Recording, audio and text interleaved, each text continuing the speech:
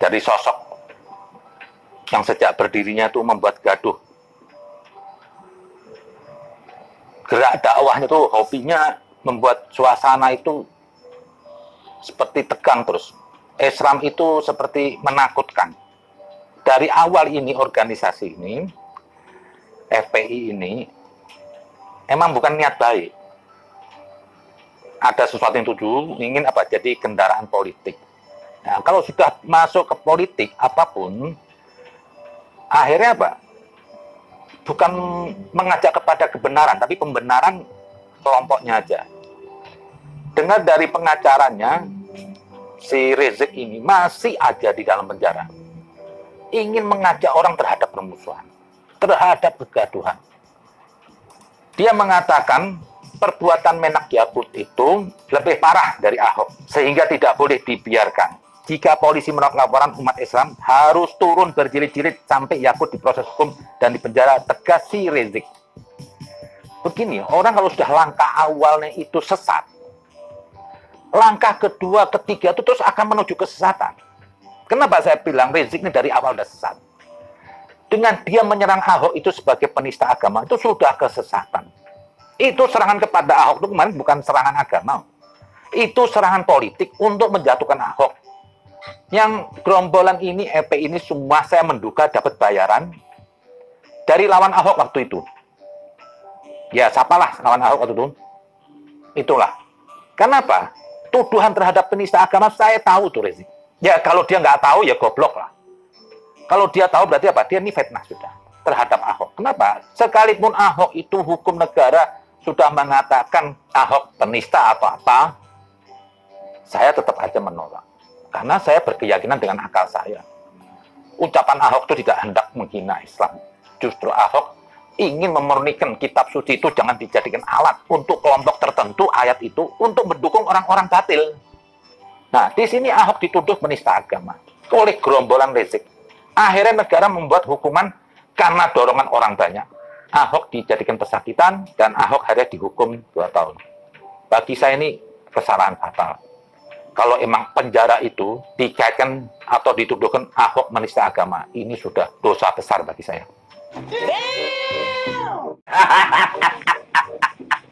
Nggak sampai di situ. Kalau ini dibiarkan, besok sholat kita ditolak juga. Mengapain sholat pakai takbiratul ihram? Mengapain pakai baca suratul Fatihah? Mengapain pakai takbir, pakai tahmid, pakai tasbih? Mengapain ada duduk, ada sujud? Nggak perlu. Ambil sholatnya, buang Arabnya. Nggak perlu ada unsur Arab. Jadi sholatnya bagaimana? Udah, berdiri aja. Ngadep sang hyang. Baca aja, eling, eling, eling. Mau dibawa kemana kita, saudara? Nah, jadi artinya, saudara, kita tutup. Kita tahu nih tujuan mereka nih ke sana nih. Mereka menyerang Islam, bukan menyerang Arab, saudara. Bukan. Salah kalau kita anggap mereka menyerang Arab. Mereka menyerang Islam, diawali dengan menyerang Arab. Arab ini cuma perantara, ya ikhwan. Yang mereka mau serang Islam, yang mereka mau hancurkan adalah Islam. Bagaimana caranya? Adu syariat dengan adat. Adu yang Arab dengan bukan Arab, saudara. Mereka mau adu domba antara syariat dengan adat, antara yang Arab dengan bukan Arab. Mereka serang Arab, menumbuhkan rasa benci kepada Arab, saudara. Tujuannya ingin mengikis Islam, ingin menghancurkan Islam. Nah, maka itu sengaja saya sampaikan begini. Saya ceramah dari Sabang sampai Merauke dari sejak bulan Mei sampai hari ini, saudara. Enggak peduli kita sampaikan. Kadang-kadang dai-dai yang berasal dari keturunan Arab mau bicara nggak enak, saudara. Karena ada bau Arab yang nggak ada urusan. Ini agama samawi, ini agama Allah. Harus kita sampaikan. Kita di sini bukan bela Arab, kita bela Islam. Dan mereka bukan serang Arab, mereka serang Islam. Nah, kalau kita bela Islam, harus dengan perantara bela Arab, ya kita kerjakan, saudara. Mereka menumbuhkan rasa benci kepada Arab. Memang Nabi Muhammad itu siapa? Memang Al-Quran itu bahasa apa? Memang bahasa di sorga nanti bahasa apa yang digunakan? Dari mana mereka mengajarkan orang untuk benci Arab, saudara? Nah, ini yang perlu kita waspada, saudara.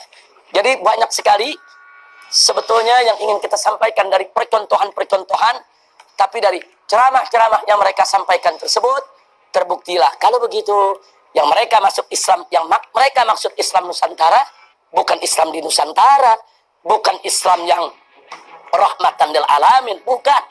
tapi Islam yang sudah dipreteli dari unsur Arabnya. Walaupun unsur Arab itu merupakan bagian syariat, saudara. Dia mau preteli satu-satu. Nah, inilah karenanya sekali lagi dan sekali lagi. Kemarin, malam tahun baru, saya diundang untuk menyampaikan ceramah di Tugu Pahlawan, Surabaya. Yang hadir kemarin itu ratusan ribu orang. Dahsyat luar biasa. Semua tokoh NU hadir di Jawa Timur. Masyarakatnya juga hadir, saudara. Itu ada acara selawat Habib Syekh Assegaf. Dan kebetulan saya diminta untuk ceramahnya. Ini yang saya sampaikan. Yang saya sampaikan adalah soal Islam Nusantara. Ternyata masyarakat yang hadir, yang merupakan grassroots NU. Mereka antusias. Mereka sepakat dengan kita. Mereka anti dengan yaitu dengan propaganda liberal. Saudara, ya, kita sampaikan apa yang saya sampaikan di sini. Saya sampaikan di atas mimbar. Sampai TV 9 yang selama ini menjadi corong daripada aliran Nusantara. Begitu saya ceramah 5 menit, dia masih muat. Begitu saya bicara Islam Nusantara, dia putus. Enggak berani muat, saudara. Nah, saya ditanya, Habib ini bagaimana TV 9 kok diputus begini? Saya bilang, ya mana mau mereka siarkan, orang mereka corongnya kok.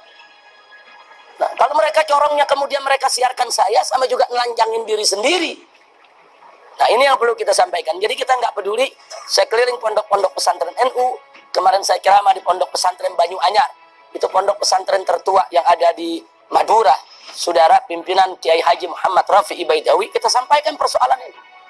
Kita keliling Bangkalan, Pamekasan, Sampang, kita keliling Jawa Timur, kita ke Lombok, kita kemana tempat, semua kita sampaikan kepada umat Islam persoalan ini. Nah, akhirnya kita tutup, yaitu apa-apa yang kita sampaikan kepada mereka dengan mengingatkan, innamal mu'minuna, sesungguhnya orang beriman itu bersaudara apapun suku bangsanya, ya. Nggak peduli mau Arab, mau Cina, mau India, selama dia beriman kepada Allah, maka mereka adalah bersaudara. Inna akramakum indallahi atqakum. Dan apapun suku bangsanya, kalau mereka bertakwa kepada Allah, beriman kepada Allah, saudara, mereka akan mulia di sisi Allah. Bahkan mereka lebih mulia dari yang punya nasab apapun, saudara. Kalau yang punya nasab tersebut tidak bertakwa kepada Allah, yang ajam lebih mulia daripada yang Arab. Kalau yang ajamnya bertakwa, yang Arabnya nggak bertakwa, saudara. Nah, ini yang ingin kita ingatkan kepada semua. Jadi kita nggak mau umat ini diadu domba atas nama suku bangsa, satu disuruh celak yang satu. Oleh karenanya saya tidak ragu-ragu mengatakan bahwa aliran Nusantara yang saat ini dipropagandakan oleh kaum liberal adalah aliran rasis dan fasis, saudara. Mereka benci Arab. Mereka ingin menanamkan kebencian kepada Arab. Mereka ingin hilangkan segala aroma Arab, segala adat tradisi Arab. Bahkan mereka ingin hancurkan Islam atas nama itu adalah adat Arab yang nggak boleh ditiru, ya ikhwah. Nah, ini harus kita lawan. Ini nggak boleh kita biarkan. Mudah-mudahan Allah berikan kita kemenangan. Nah, jadi sejauh ini kita lihat di kalangan kiai-kiai NU sekalipun di daerah-daerah banyak yang menolak, ya ikhwah. Kiai-kiai NU yang garis lurus semua menolak propaganda tersebut. Dan sebagai tambahan, Islam Nusantara saat ini yang diusung oleh kaum liberal itu mendapat dana dari APBN resmi. Ada surat tertulis, saudara, dari Menteri Agama RI. Jadi artinya ini sudah jadi program pemerintah. Dan Jokowi pada saat berpidato di depan DPR RI dalam rangka menyambut HUT RI mengatakan Islam kita adalah Islam Nusantara. Dan nggak sampai di situ, saudara. Tokoh liberal ditanya, apa itu yang dimaksud Pak Jokowi Islam Nusantara? Nah, ini tokoh-tokoh ini mengatakan Islam Nusantara itu adalah Islam yang lembut, yang santun, bukan Islam Arab yang keras dan radikal. Pakai ada tambahan, bukan Islam Arab yang keras dan radikal. Kita paham, mungkin yang dia maksud ini Arab-Arab yang lagi pada perang, saudara, yang keras. Tapi itu tidak mewakili Islam, saudara. Jangan terus mengatakan Islamnya yang radikal. Kalau Islam Arab mereka katakan Islam keras, Islam radikal, Islam ekstrim. Lalu Islamnya Nabi Islam apa? Islam Nusantara. Islamnya Sayyidina Abu Bakar Islam apa? Islam Nusantara. Islamnya Sayyidina Umar Islam apa? Islam Nusantara. Islamnya Sayyidina Utsman Islam apa? Islam Nusantara. Islamnya Sayyidina Ali Islam apa? Islam Nusantara. Nggak boleh seenaknya mereka bicara begitu, saudara. Nah, karena ini sudah menjadi program pemerintah, jangan kaget. Saat ini Islam Nusantara sudah menjadi mata kuliah di perguruan-perguruan tinggi Islam, ya ikhwan. Termasuk Universitas Islam Negeri Syarif Hidayatullah Jakarta. Kemarin 3 putri saya masuk diterima ujian di UIN dan ikut sekolah di UIN. Begitu lagi posma, yaitu pekan orientasi. Apa istilahnya itu? Jadi lagi pekan orientasi, anak-anak saya ini mendapat tugas. Untuk apa? Untuk bikin tulisan tentang Islam Nusantara. Akhirnya mereka lapor, apa? Ini suruh tulis nih tentang Islam Nusantara. Nah terus kamu mau tulis apa? Ya tulis aja isi ceramah apa? Ya tulis aja. Ntar kalau nilainya jelek bagaimana, Abang? Nggak apa-apa. Diberhentikan pun nggak apa-apa. Katakan yang hak itu hak, yang batil itu batil. Mulai mereka kuliah. Kuliah sehari pulang, umiknya nanya di rumah, belajar apa tadi? Islam Nusantara, nih. Besoknya pulang dari tempat kuliah, belajar apa tadi? Islam Nusantara. Umiknya terus menjelit, berhenti, kata Umi. Anak kita cabut, yang 2 kita cabut. Kalau yang 3 tinggal semester akhir, karena pindahan dari Universitas Ahgaf. Jadi sengaja saya tidak pindahkan, tapi yang 2 yang baru kita tarik. Nah, sekarang kita kirim ke Gresik, ke Jawa Timur. Jadi artinya memang Islam Nusantara sudah menjadi mata kuliah resmi di perguruan-perguruan tinggi Islam, negeri maupun swasta. Kecuali swasta yang masih tetap istiqomah di jalan Ahlus Sunnah wal Jamaah tidak akan mengajarkan materi tersebut. Kalaupun diajarkan, hanya Islam Nusantara dalam makna Islam di Nusantara. Islam sebagai sesuatu yang agama yang sudah menjadi bagian tidak terpisahkan dari masyarakat Nusantara. Tidak seperti yang kita terangkan barusan, ya ikhwan. Nah terus kalau pertanyaannya, tapi kenapa ada kiai-kiai sepuh katanya setuju dengan Islam Nusantara? Saudara, kiai sepuh ini orang baik. Mereka orang soleh. Saya contohkan seperti Kiai Haji Maimun Zubair dari Jawa Tengah. Orang baik, saudara. Nah dia bertanya kepada salah satu tokoh, apa sih itu Islam Nusantara? Dalam Munas ini. Nah, terus dijawab, Islam Nusantara itu Pak Kiai Islam yang rahmatan lil alamin, yang lembut Pak Kiai. Nah, Kiai jawab, oh kalau begitu saya setuju. Nah kan Kiai jawab sesuai dengan informasi yang dia dapat, ya ikhwan. Jadi saya tidak salahkan. Orang tua, saudara, dapat informasi seperti itu, terus dibenarkan. Bukan dia saja. Saya pun kalau tanya, apa itu Islam Nusantara? Terus orang jawab, Habib Islam Nusantara yang rahmatan lil alamin. Saya nggak ribut, saudara. Saya nggak protes, saudara. Nah, tapi kalau Islam Nusantara para pengusungnya bicara seperti tadi, mengarab-arabkan syariat Islam, nggak boleh kita biarkan, saudara. Wajib untuk kita tolak. Nah ini yang saya mau sampaikan. Mudah-mudahan bermanfaat untuk kita semua. Jadi jangan kaget kalau saya dan kawan-kawan di FPI di atas mimbar, mungkin Anda ada yang menemukan rekamannya di YouTube dan lain sebagainya.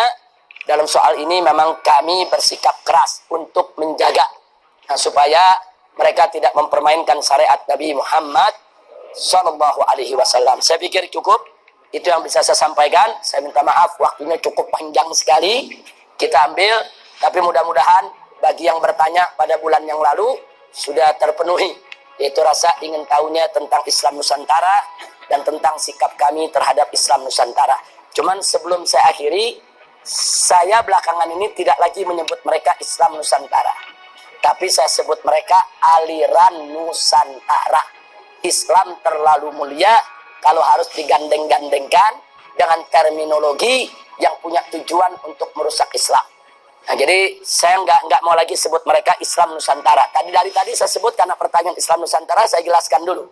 Nah, tapi di terakhir saya ingatkan, kami menyebut mereka sekarang bukan Islam Nusantara, tapi aliran Nusantara. Melecehkan suku sini, etnis ini. Dan sebagian juga dari suku Melayu sendiri, dari pribumi sini, yang punya image itu apa? Melihat tetap Arab itu lebih the best. Arab itu lebih baik ketimbang bangsanya, ketimbang dirinya sendiri. Jadi dia memandang dirinya di sini apa? Bangsa ini apa? Di bawah bangsa Arab. Pertahankan Islam Nusantara. Itu Islam yang sebenarnya. Pertahankan Islam Nusantara. Itu Islam yang sebenarnya.